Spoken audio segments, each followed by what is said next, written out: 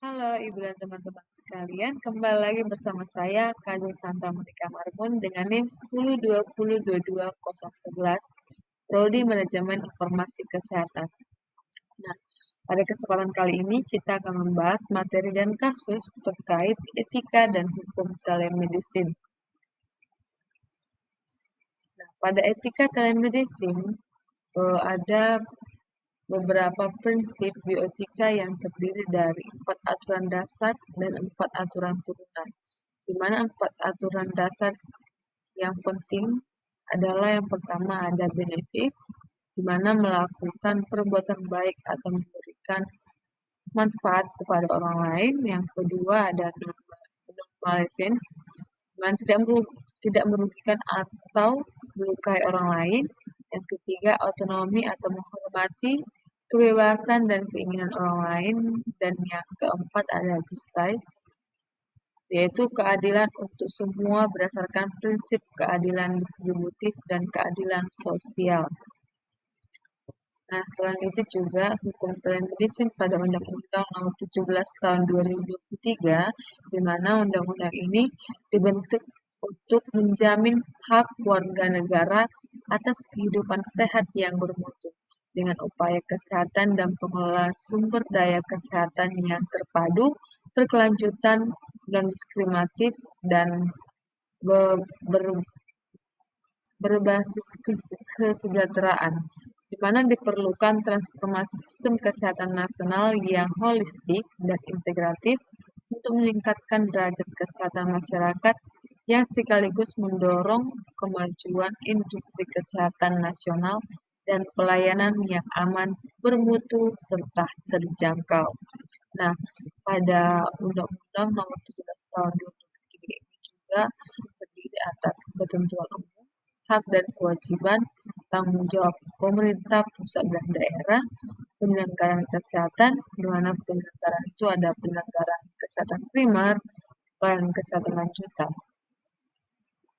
Itulah dia bagian dari Undang-Undang Nomor 17 Tahun 2003. Baik, selanjutnya Peraturan Pemerintah Nomor 28 Tahun 2024, di mana ini mengatur pelaksanaan Undang-Undang Nomor 17 Tahun 2023, termasuk definisi istilah yang digunakan dalam penyelenggaraan kesehatan, pengelolaan tenaga medis dan kesehatan, fasilitas pelayanan kesehatan, sistem informasi kesehatan, kefarmasian, alat kesehatan, teknologi kesehatan, penanggulangan penyakit luar biasa atau KLB, dan wabah, pendanaan kesehatan, partisipasi dan masyarakat, serta pembinaan dan pengawasan.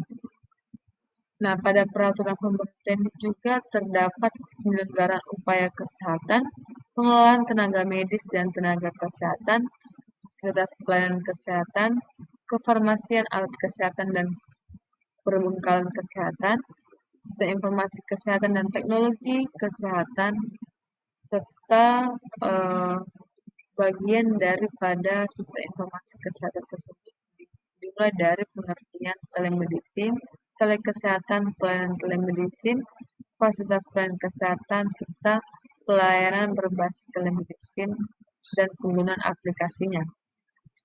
Nah, etika dan hukum telemedicine mencangkup beberapa aspek penting, di mana sebagai berikut yang pertama ada privasi dan keamanan data, di mana ini merupakan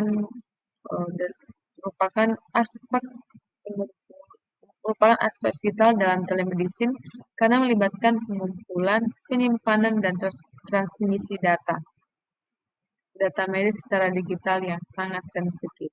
Lalu ada kualitas layanan, di mana dalam etika telemedicine, kualitas layanan harus dijaga agar sesuai standar medis meskipun layanan dilakukan secara jarak jauh. Yang ketiga, kompetensi dokter, di mana dokter yang memberikan layanan telemedicine wajib memiliki kompetensi profesional dan independen sesuai standar kedokteran. Lalu ada informed consent, di mana ini persetujuan tindakan medis atau disebut dengan informed consent dalam telemedicine harus ditegakkan dengan baik. Dan terakhir adalah tanggung jawab hukum, di mana meliputi kewajiban dokter dan penyelenggara layanan untuk menjaga kualitas keamanan data dan perlindungan pasien, di mana kesalahan dalam interpretasi data, pelanggaran privasi, atau kegagalan memenuhi standar medis dapat menimbulkan tuntutan hukum perdata maupun pidana. Peraturan Menteri Kesehatan Republik Indonesia Nomor 20 Tahun 2019 tentang penyelenggaraan pelayanan telemedicine antar fasilitas pelayanan kesehatan ini juga mencangkup tentang ketentuan umum pelayanan pasienkes penyelenggara, di mana pasienkes penyelenggara ini terbagi menjadi dua, yaitu pasienkes pemberi konsultasi dan pasienkes peminta konsultasi, serta persyaratan pelayanan telemedicine, yaitu dimulai dari registrasi, ekspertis, biaya, hak dan kewajiban, pendanaan dan pembinaan dan pengawasan. Nah, serta Undang-Undang Informasi dan Transaksi Elektronik itu juga mengatur mengenai teknologi informasi secara umum, di mana undang-undang ini penting untuk dipahami bagi siapapun yang terlibat dalam penggunaan teknologi informasi, baik sebagai pengguna maupun pengembang. Selanjutnya kita masuk pada kasus.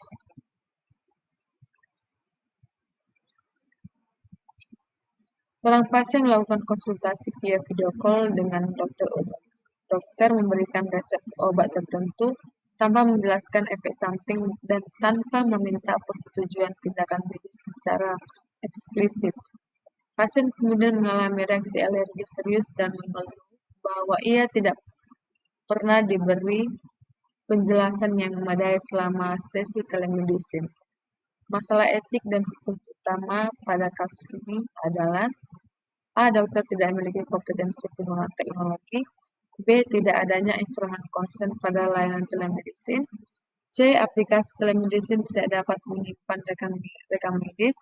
D. Pasien tidak membaca panduan penggunaan aplikasi. E. Pasien harus datang langsung untuk mendapatkan resep. Nah, jadi masalah etik dan hukum utama pada kasus ini jawabannya adalah B. Tidak adanya informan consent pada layanan telemedicine.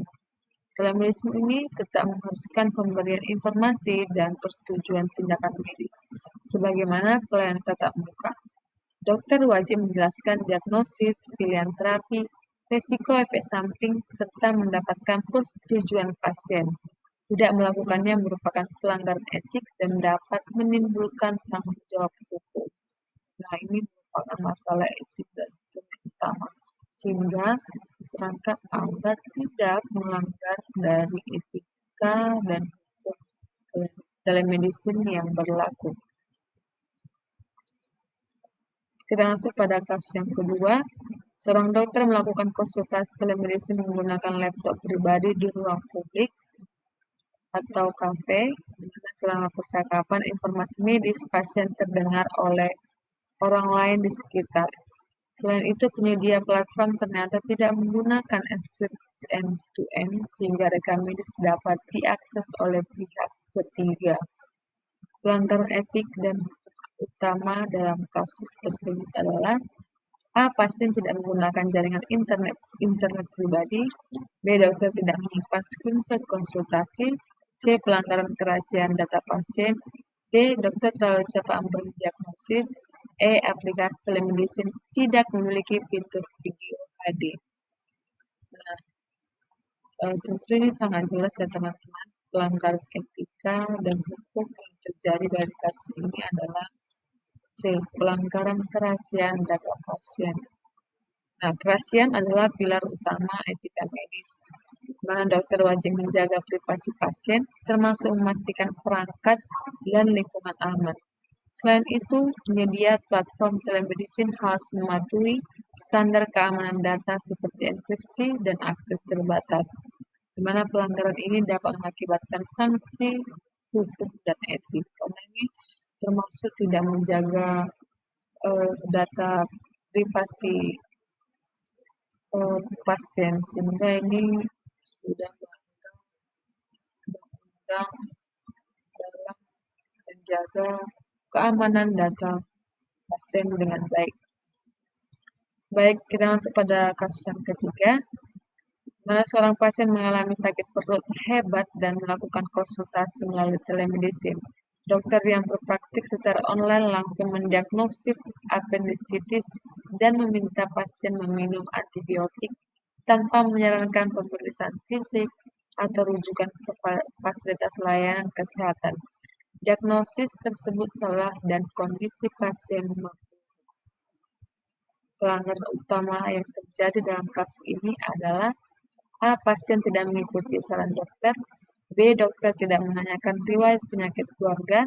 C. Dokter melakukan tindakan di luar batas kewenangan telemedicine. D. Aplikasi tidak memiliki fitur upload hasil lab.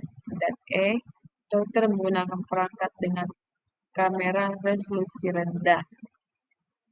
Pelanggaran utama yang terjadi dalam kasus ini adalah C. Dokter melakukan tindakan di luar batas kewenangan telemedicine. Telemedicine ini memiliki batasan, di mana dokter tidak boleh membuat diagnosis definitif atau terapi yang membutuhkan pemeriksaan fisik langsung. Jika secara klinis tidak memungkinkan, maka dokter harus memberikan clinical judgment yang aman, termasuk merujuk pasien ke fasilitas kesehatan jika diperlukan. Mengabaikan batasan ini melanggar etika profesional dan regulasi praktik kedokteran. Maka harus benar-benar memastikan keadaan pasien tersebut agar tidak ada pelanggaran yang terjadi dalam pelayanan yang diberikan kepada pasien melalui telemedicine tersebut. Baik, demikianlah materi dan kasus yang dapat saya sampaikan mengenai etika dan hukum telemedicine ini. Semoga ini dapat bermanfaat bagi kita semua. Apabila ada penyampaian saya yang kurang tepat, saya meminta maaf. Terima kasih.